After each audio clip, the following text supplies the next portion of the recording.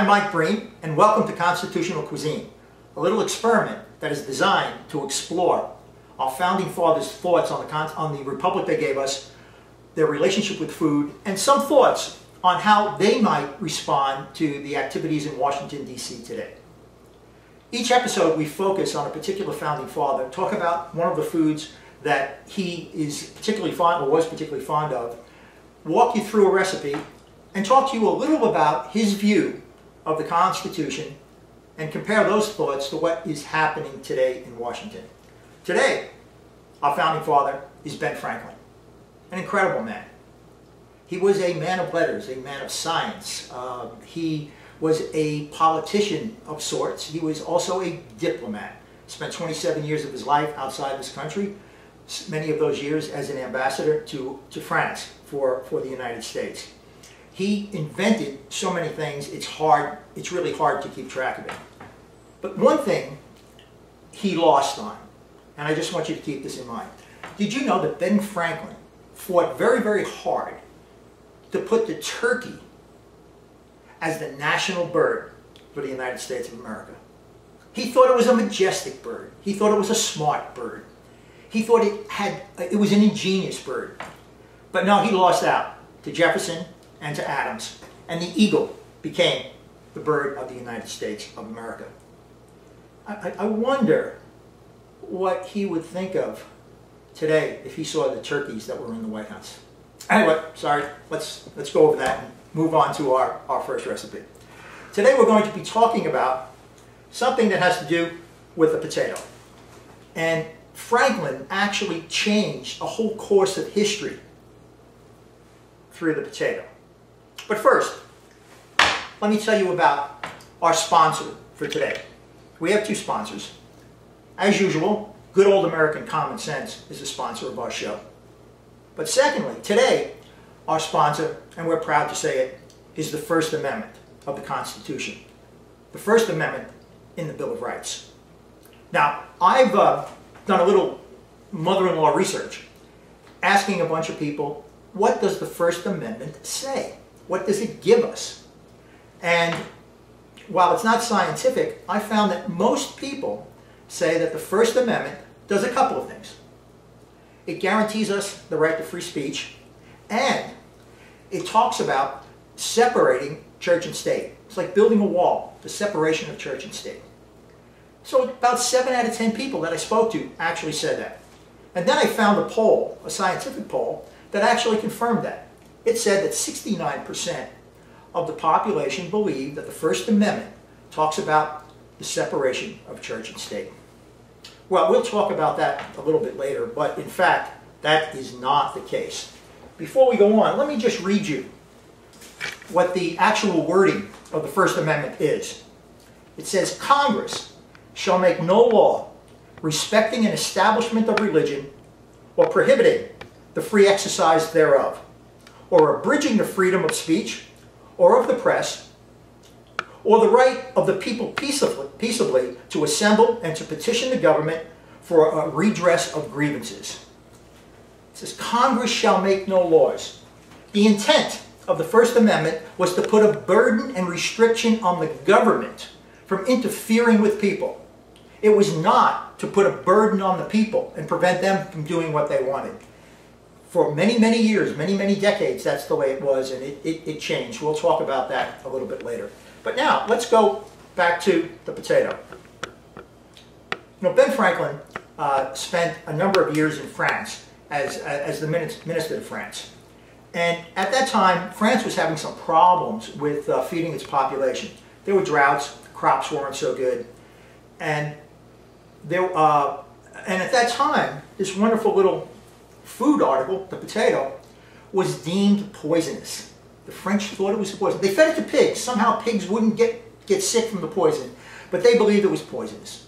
Now there was a French army pharmacist whose name escapes me, Andre something or other.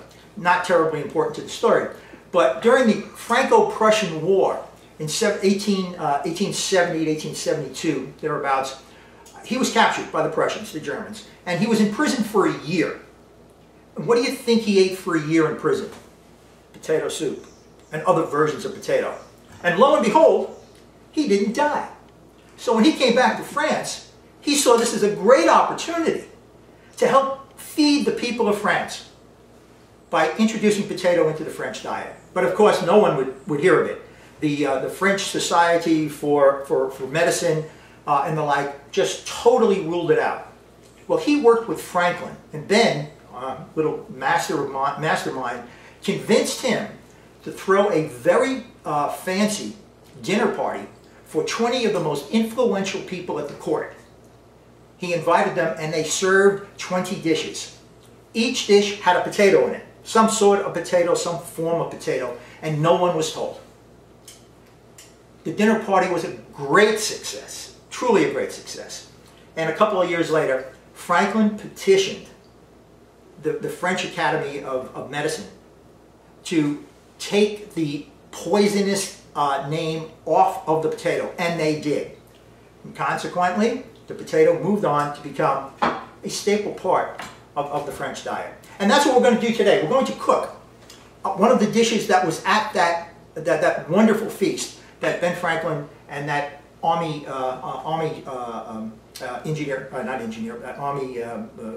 doctor threw together. And there's a big French name for it, but essentially it's shepherd's pie. That's what it really translates to today. And I think if you try it yourself, you'll enjoy it. I think your family will enjoy it. And it's fun to partake of history via the stovetop. So why don't we jump into that? What I'm going to do is to start by browning some meat.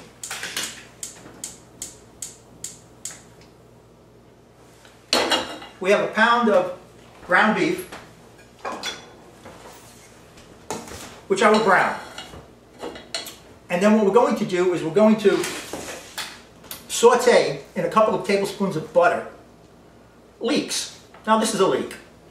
I don't know whether you use this a lot. It's a fabulous addition to the diet. It's sort of in the onion family, onion garlic family. It does grow in the ground, so it tends to be a little bit dirty. When you peel it apart, you'll see some sand and grit in there. What I've done is I've already cut some, cleaned them, and sauteed them, which I will add to the ground beef later. But let me just show you how you deal with this. You want to cut off that root end. And then, as you get to the green part, that tends to be pretty rough and not good for your digestive system. So you kind of bring it down to there. Then what you want to do is you want to cut it in half. And now you can see they've got different layers in here. That's where the sand resides. The best way to do this is to slice it like that, and then drop it into a bucket of water, or a pan of water, and just let it sit for a few minutes. All of the gravel and sand will float to the bottom. You can scoop that up, pat it off, and then you can chop it and dice it to the size that you want. You'll find that if you add that to some dishes, including soups, it actually enhances the flavor, and you'll become hooked on it. And it only takes a couple of minutes to clean it. Well, let's get this meat browning.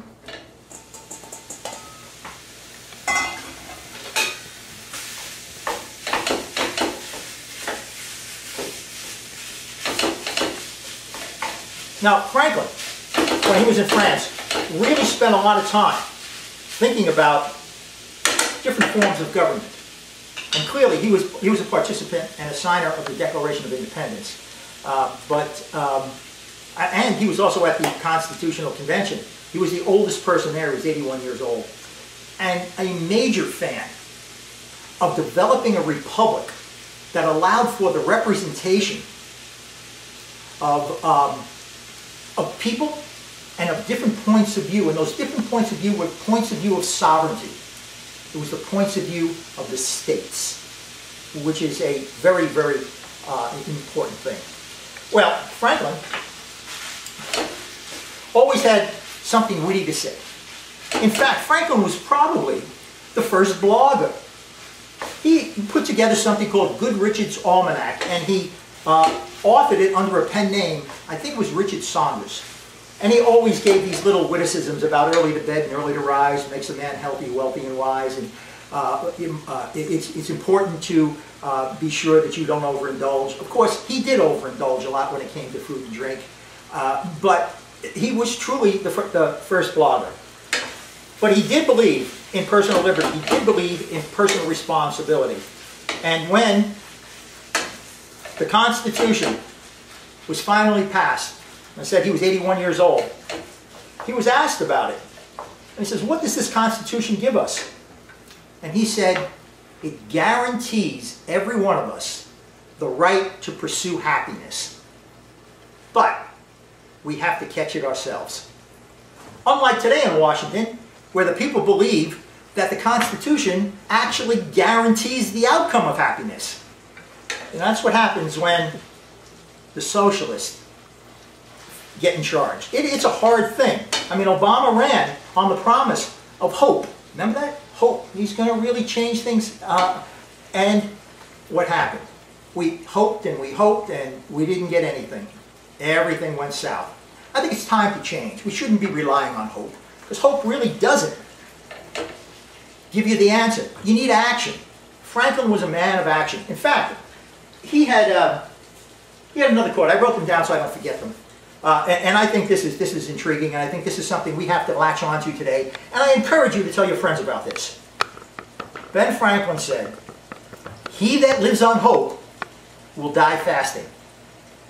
Well, with a lot of people out of work today, the economy in a ruins, I think there are a lot of people fasting who don't want to be fasting. And we need to change that. The way you do it is to put hope aside and introduce common sense. Because 90% of what's happened in the last almost 3 years would have been put aside if just put through the filter of common sense. Well, here we go. This is browning up nice. I imagine it would have been a little more difficult in the kitchens of Franklin's day, but although he helped in that area too. You know, there were a lot of fires. People used to cook in the fireplace, and they used the fireplace to warm their house. And creosote built up in the chimneys. There were a lot of roof fires, chimney fires, and it caused a lot of damage and deaths. Well, Franklin, being the ingenious person that he is, developed this cast iron potbelly stove, the Franklin stove, which more efficiently heated the house, and people could put things on top and cook. And it was a great invention. He's you know, this is what he did. His mind never stopped working. And then, shortly after doing that, he started the first fire company in Philadelphia. You know, the man just kind of logically extends things out, and in an actionable way that is valuable to the community. And then the third thing he did was to start the first fire insurance company in America. Franklin did okay for himself. And it's something we should think about. Is it actionable? When you think about something, say, is it actionable? Is it going to derive a benefit? Is it going to derive a benefit now? And that's where he tended to focus these things. We all know about the kite and the electricity, but I bet you didn't know. Because Franklin spent 27 years abroad. He went back and forth across the ocean in those boats. And that's a trip back then, a really big trip.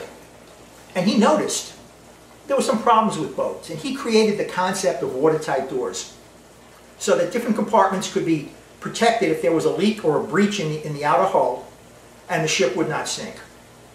Franklin honestly believed that, and he said it, small leaks sink great ships. Watertight doors. Amazing man.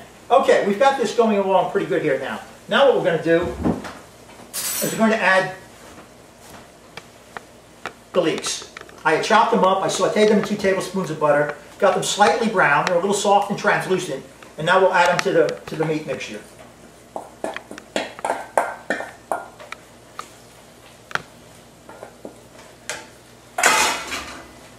And we'll just stir this around a bit, because you want that flavor of the garlic and onion family to kind of perfuse through the meat, so they kind of become one. And of course, simple seasoning was the rule of the day back in the colonial times. So we'll have a little bit of pepper,